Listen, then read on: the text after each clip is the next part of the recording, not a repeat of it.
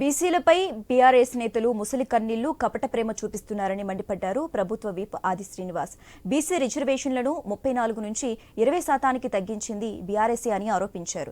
విద్య, ఉద్యోగ, రాజకీయ అవకాశాలు కల్పించేందుకే బీసీ కులగణన అని చెప్పారు.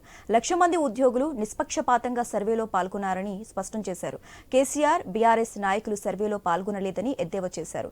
బీసీలకు 42% రిజర్వేషన్లు కల్పించడంలో ప్రభుత్వం చిత్తశుద్దితో పనిచేస్తుందని చెప్పారు. కులగణను ఓర్వలేకే సీఎం రేవంత్ రెడ్డిపై అభాండాలు వేస్తున్నారని మండిపడ్డారు ఆది శ్రీనివాస్. కపట ప్రేమను చూపిస్తున్నటువంటి బీఆర్ఎస్ పార్టీ నైజం 34% రిజర్వేషన్ ఉన్న దాన్ని 20%కి కుదించిన మీరా ఈరోజు మా బీసీ గురించి మాట్లాడాలని చెప్పారు.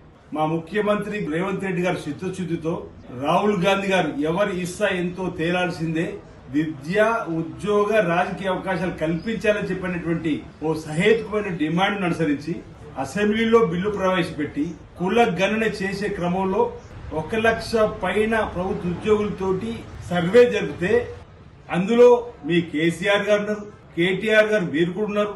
బీఆర్ఎస్ నాయకులు ఈ కుల గణనలో పాల్గొనకుండా మీ కుల గణన చేపడుతుంటే ఓర్వలేక మా ముఖ్యమంత్రి గారి పైన మీరు అవార్డు వేయడం సరైనది కాదు.